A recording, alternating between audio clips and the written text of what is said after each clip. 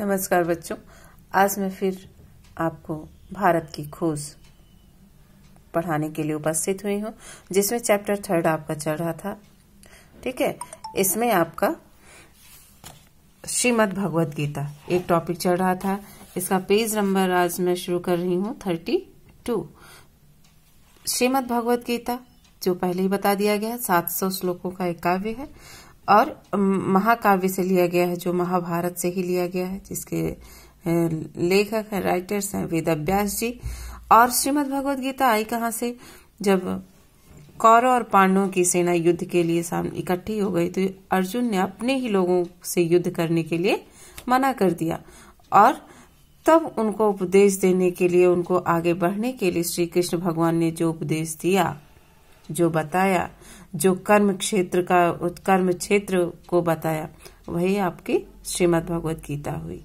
ठीक है, उसी में अब आगे चलते हैं कि संकट के लिए वह गीता ही है जो आपको एक दिशा बताती है। ठीक है, गीता की असंख्य व्याख्याएं की गई, अब भी लगातार की जा रही है।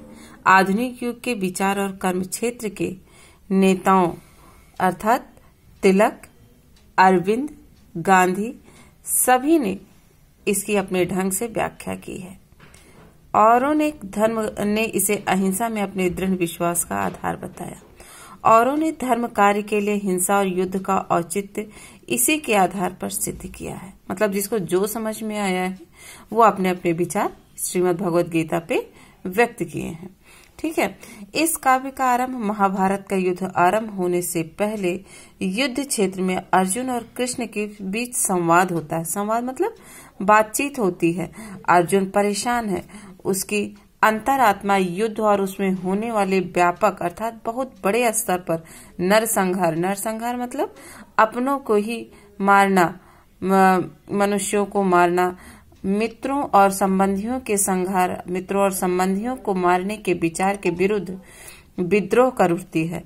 आखिर यह किस लिए, कौन सा ऐसा लाभ हो सकता है जो इस हानि, इस पाप का परिहार कर सके? परिहार मतलब दूर कर सके। उसकी पुरानी कसौटियां नाकाम हो जाती हैं, अर्थात उसकी पुरानी जो उन्होंने जो प्रतिज्ञा की थी, जो मन में ठानी थी कि मैं लड़ूंगा और अपने राज्य को पाऊंगा, नाकाम हो जाती हैं। उसके मूल्य ढह जाते हैं।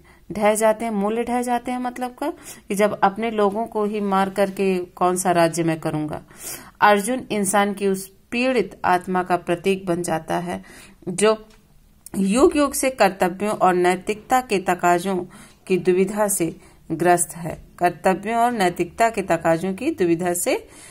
है। अर्थात उसके मन में ये दुविधा होती है कि अगर ये हम सत्य कर रहे हैं, अच्छा कर रहे हैं कि खराब कर रहे हैं, सत्य है कि असत्य है। इस तरह का दुविधा से ग्रस्त है और इस निजी बातचीत से हम एक एक करके व्यक्ति के कर्तव्य, सामाजिक आचरण, मानव जीवन में सदाचार और सबको नियंत्रित करने वाले आध्यात्मिक दृष्टिकोण जैसे विषयों की ओर बढ़ते हैं। आध्यात्मिक दृष्टिकोण की ओर, सबको नियंत्रित करने वाले आध्यात्मिक दृष्टिकोण अर्थात अपने आप को जानना की ओर बढ़ते हैं। गीता में ऐसे बहुत कुछ है जो आध्यात्मिक है। इसमें मानव विकास के तीन मार्गों ज्ञान, कर्म और भक्ति के बीच समन्वय अर्थात मिलाने, एक साथ करने का प्रयास किया गया है। बाकी दो की तुलना में भक्ति पर अधिक बल दिया गया है। यहाँ तक कि इसमें एक व्यक्तिगत ईश्वर का स्वरूप उभरता है। हालांकि उसे पूर्ण रूप परमेश्वर का ही अवतार माना गया है। गीता में मानव अस्तित्व की आध्यात्मिक पृष्ठभूमि का निरूपण किया गया है। रोजमर्रा की जिंदगी की व्यवहारिक समस्याएं इसी संदर्भ में सामने आती हैं। गीता में जीवन के कर्तव्यों के निर्वाह के लिए अर्थात कर्तव्यों को निभाने के लिए, अपने कर्तव्यों को कैसे निभाया जाए के लिए कर्म का आह्वान किया गया है। अकर्मण्यता की निंदा की गई अर्थात आलसीपना और कर्म न करने की निंदा की गई है और कहा गया है कि कर्म और जीवन को समय के उच्चतम आदर्शों के अनुरूप होना चाहिए, क्योंकि ये आदर्श समय समय पर स्वयं ही बदल सकते हैं। युग धर्म अर्थात विशेष युग के अपने आदर्श को हमेशा ध्यान में रखना चाहिए। गीता का संदेश न सांप्रदायिक है, अर्थात न भेदभाव करने वाला है, न बांटने वाला है समाज को, और न ही किसी विशेष विचारधारा के लोगों को संबोधित करता है।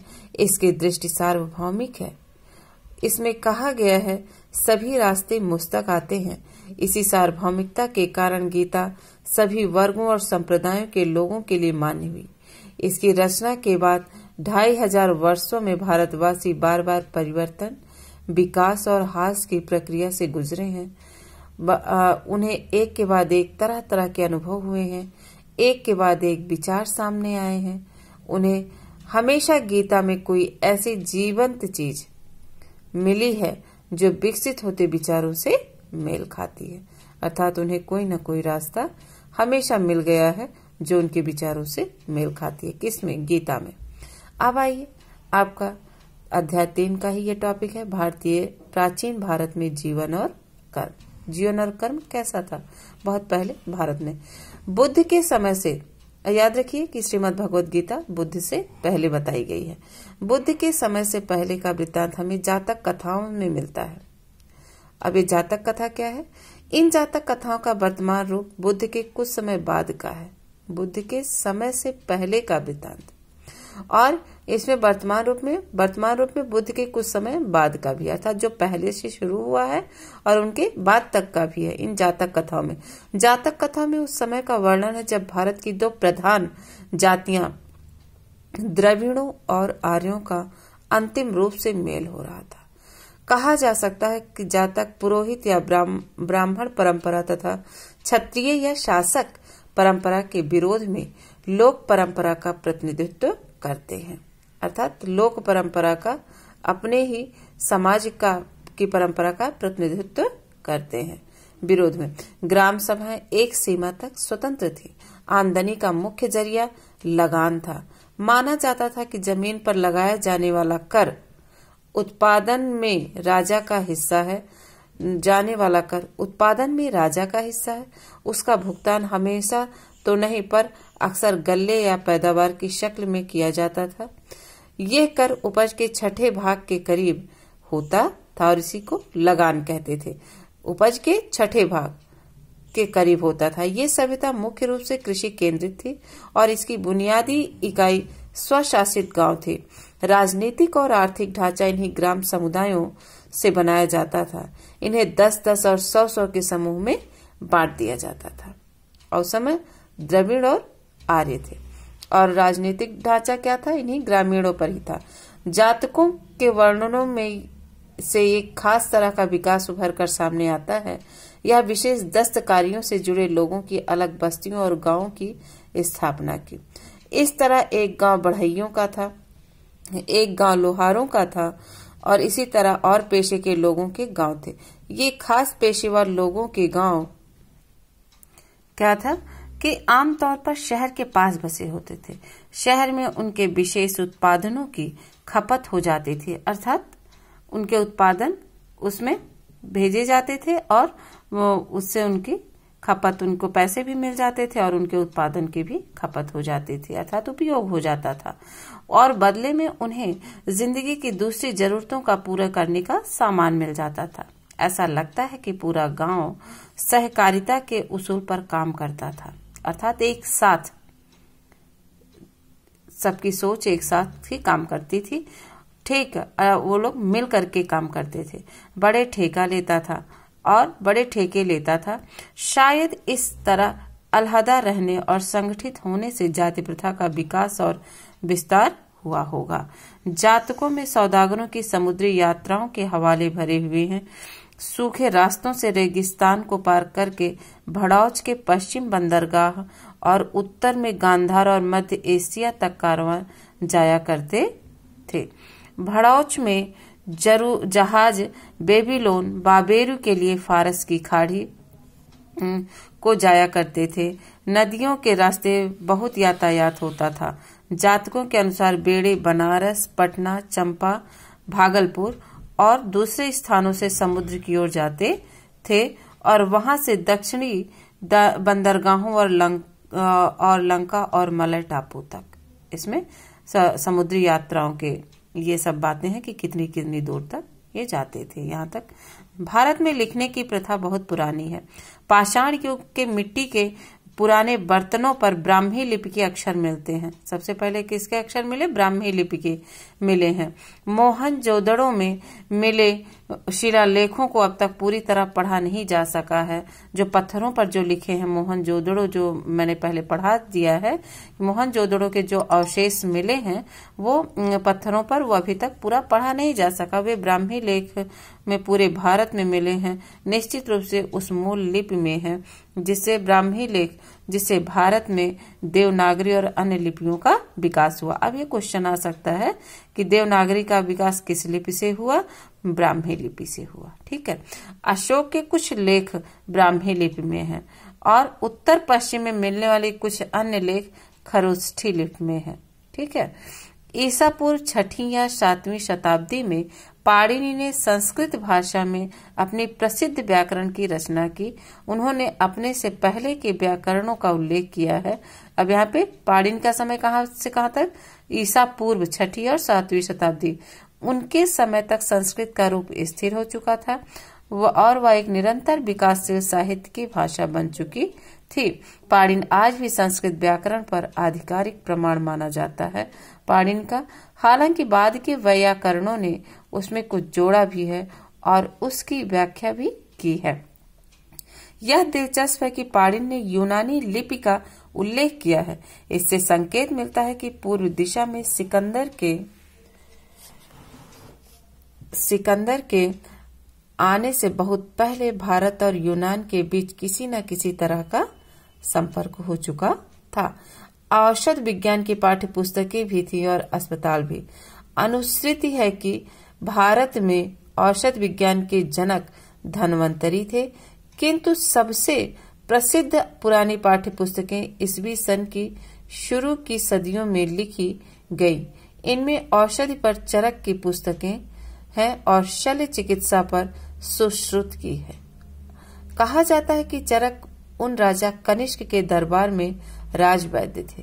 क्वेश्चन हो सकता है कि चरक किसके दरबार के राजवैद्य थे? कनिष्क के। ठीक है।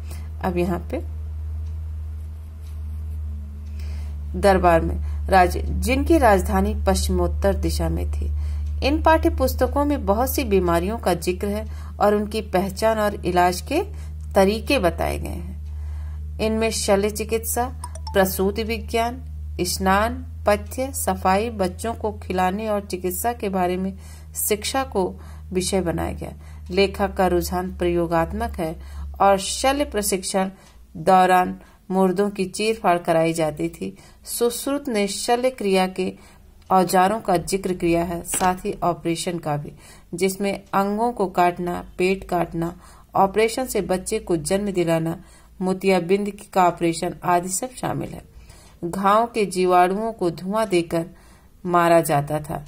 ऐसा ईसा पूर्व 3री-4थी सदी में जानवरों के अस्पताल भी थे। यह जैन और बौद्ध धर्म का प्रभाव था, जिसमें अहिंसा पर बल दिया जाता था।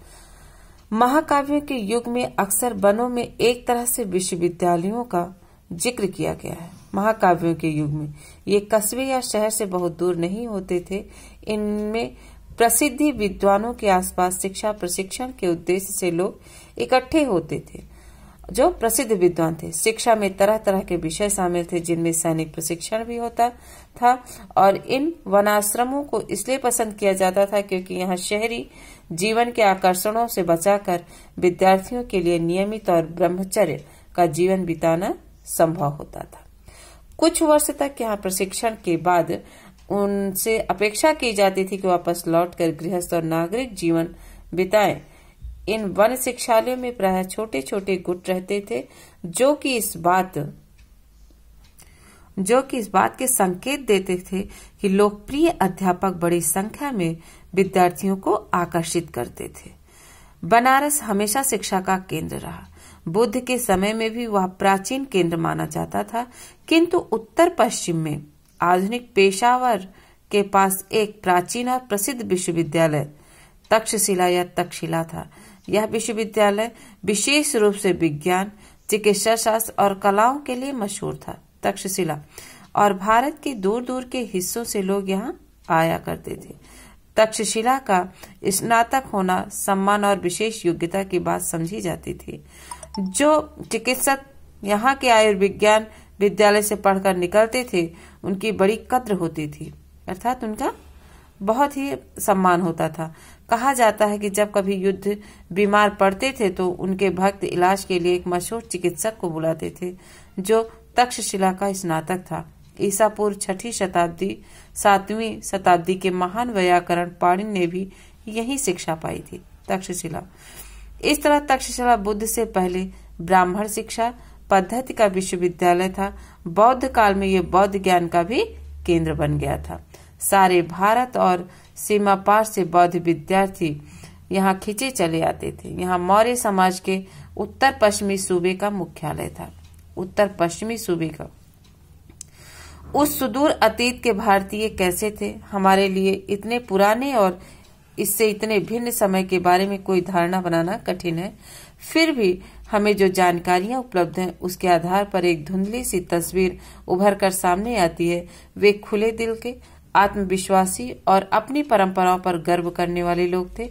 रहस्य की खोज में हाथ पांव मारने वाले, प्रकृति और मानव जीवन के बारे में बहुत से प्रश्नों से भरे, अपनी बनाई हुई मर्यादा और मूल्यों को महत्व देने वाले, पर जीवन में सहज भाव से आनंद लेने वाले और मौत का लापरवाही से सामना करने वाले लोग थे।